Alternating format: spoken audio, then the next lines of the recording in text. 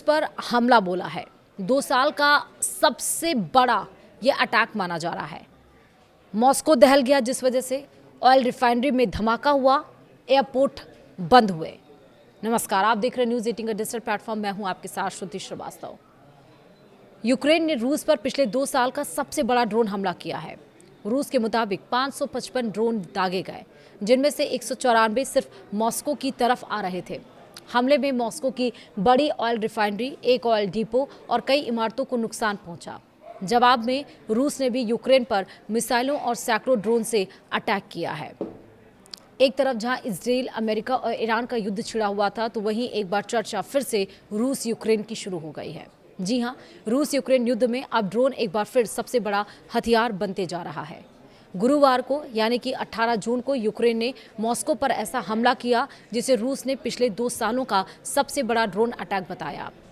रूस के रक्षा मंत्रालय के मुताबिक पूरे देश में 555 यूक्रेनी ड्रोन मार गिराए गए, जबकि इनमें से 194 ड्रोन सिर्फ राजधानी मॉस्को की तरफ बढ़ रहे थे। हमले के बाद कई जगह आग लग गई, ऑयल रिफाइनरी में धमाके हुए और मॉस्को के सभी बड़े एयरपोर्ट कुछ समय के लिए बंद करने पड़े। CNN की रिपोर्ट के मुताबिक यूक्रेन के निशाने पर इस बार फिर मॉस्को के दक्षिण पूर्व इलाके कपोतन्या की ऑयल रिफाइनरी रही। यही रिफाइनरी 2 दिन पहले भी हमले का शिकार हुई थी। सोशल मीडिया पर सामने आए वीडियो में रिफाइनरी से काला धुआं उठता दिखाई भी दिया। एक दूसरे वीडियो में जोरदार धमाके के बाद बड़े फ्यूल टैंक की छत हवा में उड़ती हुई नजर आई। और इसके अलावा रूस के रोस्तोव इलाके में स्थित एक ऑयल डिपो पर भी हमला हुआ। हमले के दौरान मॉस्को के सादोवोद ट्रेड सेंटर के पास भी धुएं का बड़ा गुब्बार देखा गया। रूसी समाचार एजेंसी टास के मुताबिक गिरते मलबे से राजधानी में एक अपार्टमेंट बिल्डिंग और एक जिम को भी नुकसान पहुंचा।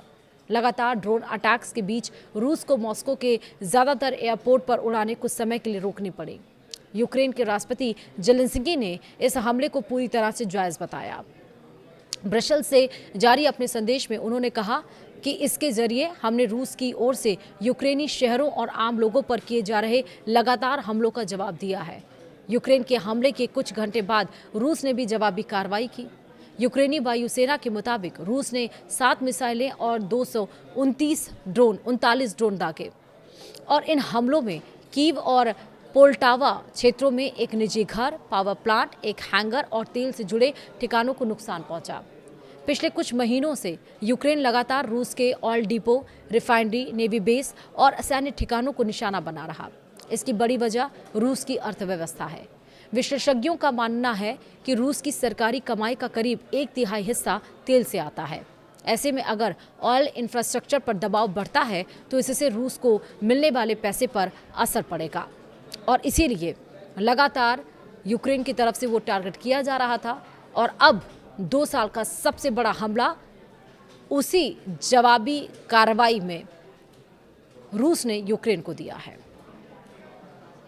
यानी कि अभी ये एक युद्ध खत्म नहीं हो रहा है कि दूसरा जो पहले से छिड़ा हुआ है युद्ध अब फिर से उसकी जो चर्चाएं हैं वो तेज़ होने लगी हैं।